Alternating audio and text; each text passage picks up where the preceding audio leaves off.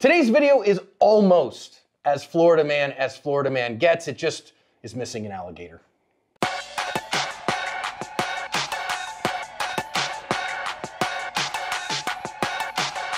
Hi everyone, welcome to today's interesting badge cam lesson here at Active Self-Protection. I am your host, John Correa. And I'm your co-host, Mike Williver. Today's video comes to us once again from South Georgia, Jacksonville, Florida. Henry Holsters is one of our trusted holster providers at Active Self-Protection.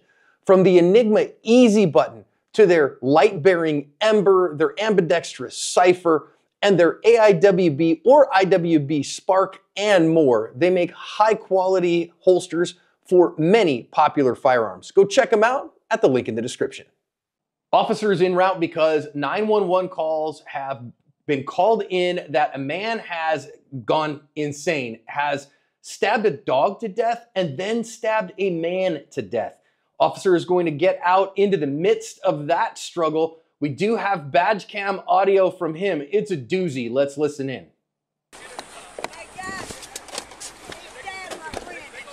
Where's he at? Right there. Who's hurt? Who's hurt? Come on, let me tell you something. Come here. Come here. Sir.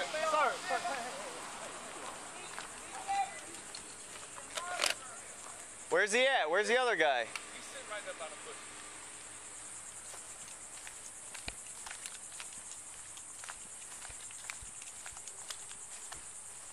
Sir, are you all right?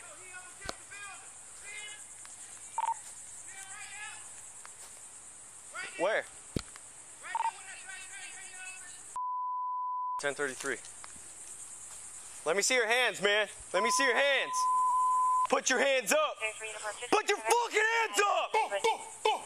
Put your hands up. Fuck you. Suck my dick. Get back. Get back right now. Get on the ground. Get on the ground. Oh.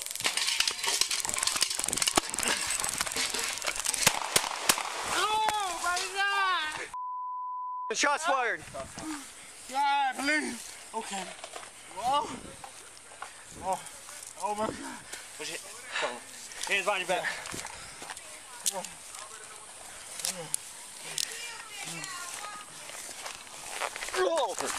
Watch your muzzle. All right. 87, give us an update.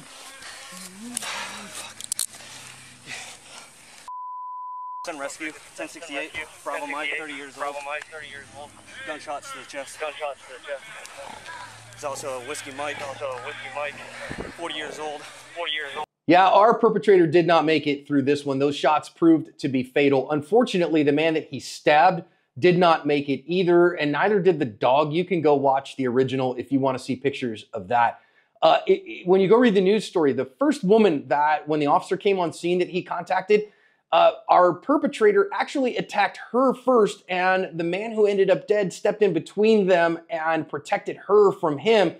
And that's how he ended up in the cross line, inside the crossfire here, and ended up being stabbed to death. Every time we talk about Florida man, Floridians get mad. I just had a Florida man on the podcast, as a matter of fact. Yeah, it's good stuff too. Listen, Florida, if you don't want us making fun of Florida man, stop producing him. Another reminder here, Mike, an officer's first job is to wade through the chaos to try to make some sense of it. And to see, okay, I've got a dispatch of a man stabbed. What the heck is going on? Somebody is still here who's been stabbing people. And golly, for the private citizens here, coordinate a little bit and let one person talk and try your very best not to give the officer a bunch of gobbledygook that doesn't help, because that does not help resolve the chaos and simplify the situation so the officer can actually help. Listen, I've been to a bunch of calls like this. You've got to just wade into the chaos at this point, and try to make some sense out of what you're being told. Listen, it's chaotic. Somebody was just murdered, so she's understandably emotional. But if you are the private citizen and the officers are arriving, just try to calm yourself down as best you can and give them as much good information as you can. When John sent me this video, I watched it and I had a legit flashback to a call I went on, and walking up to something like this, and immediately you're going from 0 to 60. Everyone's yelling and screaming with their hair on fire. There's dead people, and you just gotta put your head down, figure out what the heck's going on, and push forward. And that's what he did. You know, you just got to get past all this stuff, glean what information you can, because there's a bad guy to be caught, and you got to catch him. And, you know, some people are made to call 911 and some people are made to be 911. And our officer here, this guy is ready and able to be 911 because of course, these other two people, man, they're going to get the heck away from this guy. Our officer comes on scene into the fray here, has a gun in his hand. Now he's going to walk up and see a man clearly stabbed to death. You know, they've blurred it out, but you can see where that is. And he has to wade into that to solve the problem. And yes, that's what we pay him to do. But I don't think it takes anything away from his bravery in doing it, Mike, that not a lot of people have the cojones to do. You know, so bravery isn't the absence of fear. We've talked about this a lot. Fear is good. Fear is actually your friend. There's a really good book. You should read it if you're a self-defender called The Gift of Fear. I can't remember the name of the author. John will probably tell you here in a second. Being afraid is okay. You should be a little afraid. You're going after someone who obviously just murdered someone brutally and had no qualms about it.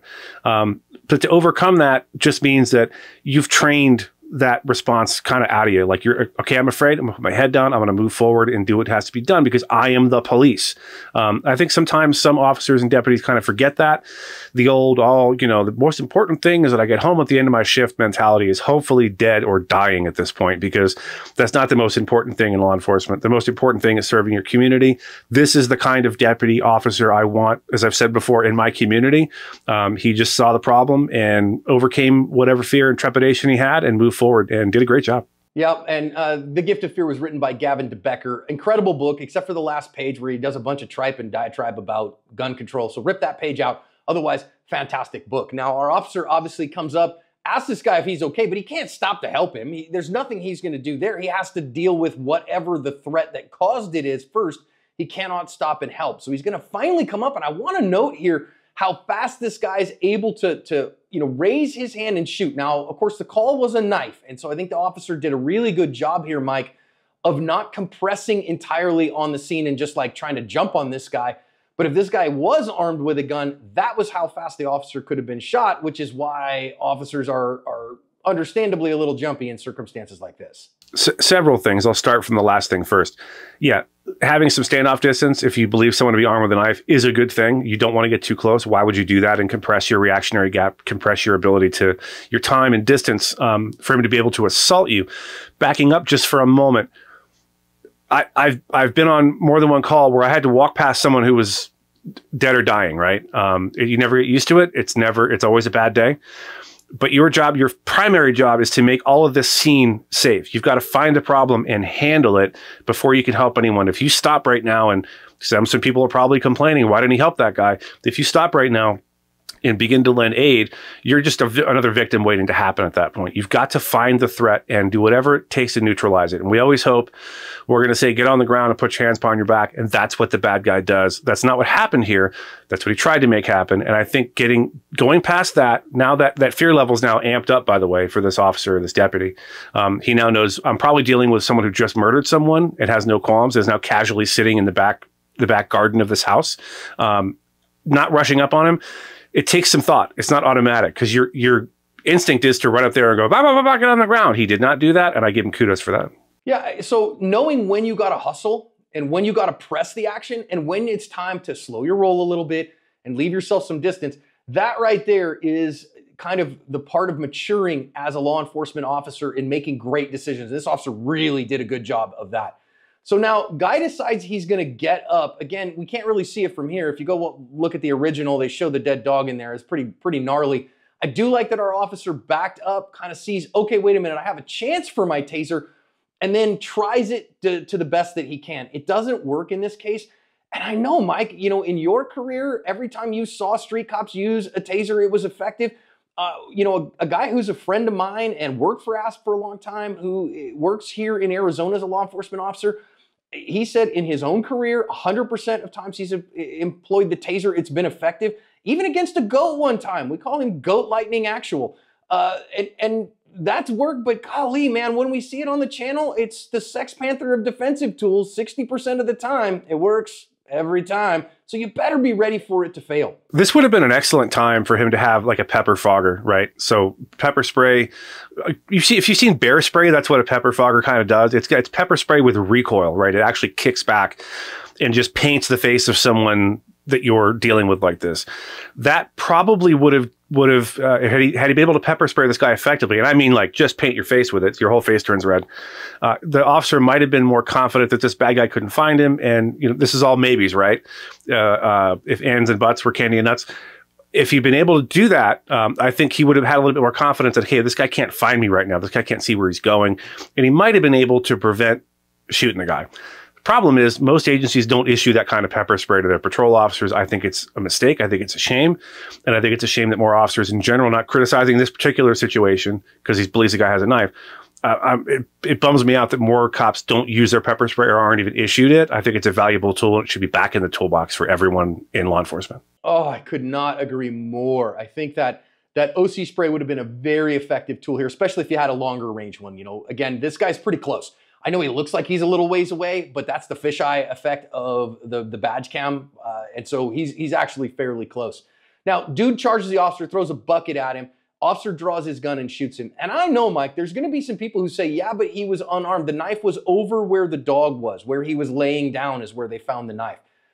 Quite frankly, I don't care. This officer would reasonably fear for his life in this moment. This man has murdered a dog, murdered a human, and is now chasing him down. And can I verify that he isn't pulling that knife out of his pocket? I have a gun out that I am ordering him at gunpoint, and he is chasing me down. If he tackles me, he's gonna get that gun and he's gonna hurt me with it. I think that this is 100% justifiable given the totality of the circumstances here. Listen, I see you out there already down in the comment section typing stuff. Give me a second, let me explain. I 100% think this officer was justified in what he did in firing these shots. And I'll tell you why. He shows up on a scene. He goes to this call for a domestic. He shows up and there's people pointing in that direction saying, he just stabbed this guy. He just stabbed this dog. He goes over, orders the guy to do whatever. The guy doesn't listen. The guy stands up. He tries to tase him. Now, most officers I know wouldn't have given him that benefit of the doubt. I had my gun out because if I believe he's armed and he's willing to use his knife, as we can clearly see, someone just did, probably this guy, and now he's assaulted you with a bucket, and now he's running towards you. If he'd have taken the time to go, hold on, let me put my gun down and just really get a look at this guy's hands, see what he's doing, it's too late. John and I have seen a ton of knife attacks on the channel, and I've seen them in person. I didn't see it happen in person, but I saw the aftermath. Edged weapons are very scary, and this guy was definitely close enough to cut this officer to literal ribbons had this officer not fired. He had no way of knowing the guy did or did not have the knife, so I think this is 100% justified. And also remember, I know I said this earlier in the video, at close distances, the fisheye lens effect on badge cams makes this guy look a lot farther than he is. He's probably no more than 4 or 5 feet from the officer at most. And it looks a little further than that, again, because of the way that the badge cam lens is so that it gets a good wide angle. So don't believe the hype that this guy is a long way away from the officer and the officer can hook and jab and stay away from this guy. It's just not the case. I don't blame him at all. He puts shots in the guy. He does what he needs to, moves his feet. This is very good. I also think there's a little commendation here at the end on this one, Mike. His partner who shows up just afterwards, got there as fast as he could, I'm sure. Then as he's starting to put this guy into cuffs so then we can render him some first aid, our officer who's had to shoot ends up kind of trying to get after him too. And our guy very kindly says, hey, watch your muzzle, man. He isn't a jerk to him. He recognizes what's just happened, but he also recognizes, hey, he needs to think a little bit more about his muzzle direction. So he very kindly, careful with your muzzle, and then just kind of taps him a little bit. Hey, watch your muzzle, man. And our officer listens to him. That there was really, I think, really high level, good communication, understanding emotional fitness, as well as the need of the moment. You can ask any cop who's been in a shooting, any private citizen who's been in a shooting, any combat veteran who's had to take someone's life, you're in combat, and they will tell you your brain goes into absolute overdrive in the seconds and minutes after a shooting like this. And I've talked to a ton of people who've been in these shootings, and they will tell you now your cognitive overload is very, very real. This officer is thinking a million things right now, and so he's not on top of his game in this moment. And so the other officer recognizing that and calmly saying, "Hey, we got this. You know, watch your muzzle." Doesn't condescend to him, doesn't yell and scream. He isn't a jerk. He's very calm.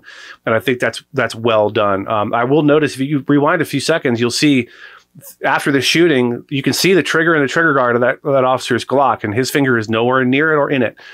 So that shows me that he's trained, and he's trained in how not to point guns at people unnecessarily. Good job for him on that. This is a terrible one. I mean, it's just the kind of terrible outcome where an innocent person gets stabbed to death. And then the man who did it clearly having some significant mental health challenges. But if you go read the news stories on this one, this guy has already been in prison for aggravated assault on a pregnant woman and domestic battery for that. He'd been charged in that a second time, so he'd done multiple years. This guy was a menace. And while I don't like this kind of outcome, this is the kind of stuff that happens, unfortunately, in our communities. And I'm glad that officers like this are here to save their community and cover their ass.